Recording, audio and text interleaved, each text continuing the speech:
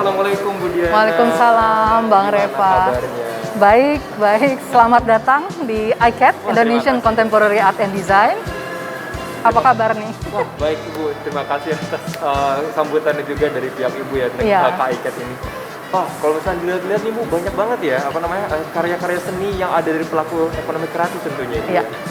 Ini kalau misalkan saya boleh tahu nih, ada apa aja Bu yang di dalam ICAT ini? Aduh, banyak banget. Jangan lupa keliling abis ini ya. Oke, kita ntar akan keliling bareng. Gimana? Jadi benar-benar ini karya teman-teman desainer dan seniman dari seluruh Indonesia, dan bukan hanya Indonesia aja, tapi juga dari luar negeri. Jadi karyanya beragam banget nih, bukan hanya seni rupa, tapi juga ada desain, ada arsitek dan lain-lain. Kemudian juga ada film. Jadi harus dilihat satu-satu nih, karena ini istilahnya memberikan pencerahan deh, apa itu seni rupa, desain dan lain-lain. ICAT itu kan singkatannya Indonesian Contemporary Art and Design. Nah, kita ini udah lama loh. Ini adalah ke-11. Jadi semangat kita adalah membuat kebaruan, pembelajaran buat masyarakat mengenai apa itu kreativitas dan bagaimana membuat itu menjadi menarik buat orang awam juga. Berarti emang sebuah hal yang bisa diperluaskan kepada masyarakat begitu ya? Ya, harus, karena bukan hanya entertaining, tapi ini juga ada unsur edukasinya, dan jangan salah, ujungnya juga ada unsur ekonomi loh.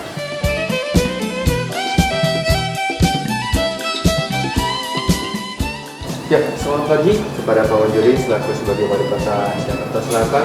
Salam kenal Pak sebelumnya ya.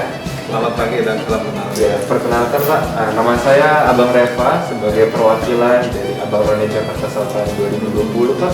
Terima kasih banyak ya, saya ucapkan pertama atas kesempatannya sudah mau untuk sedikit berbincang dengan Abang None ya Pak ya. Ya, silakan. Ya, sebenarnya dari Abang None ini sendiri sih saya ingin bertanya sedikit Pak ya, mengenai ekonomi kreatif yang ada di Jakarta Selatan. Nah, yang pertama nih Pak, menurut dari Bapak, apa sih tantangan tersendiri nih dari aktor ekonomi kreatif yang ada di Jakarta Selatan, terutama di masa pandemi?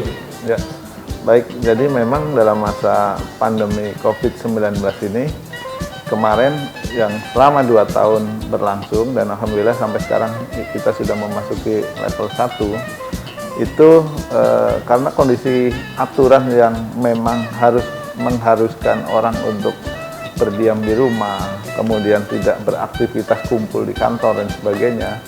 Nah, ini mendatangkan inspirasi sendiri bagi pelaku-pelaku ekonomi kreatif itu untuk mengembangkan karya atau mungkin inspirasi dia, sehingga ini tetap eksis. Kalau saya lihat ekonomi kreatif di masa pandemi ini cukup masih eksis dan masih bisa dilakukan, karena ini kita lihat tumbuh dengan baik melalui komunikasi melalui online, virtual dan sebagainya, ini bisa tetap berjalan. Itu yang kita lihat di Jakarta Selatan selama masa pandemi itu. Jadi ini bukan suatu halangan di masa pandemi, tapi justru mendatangkan inovasi-inovasi kreatif para pelaku kreatif itu sendiri.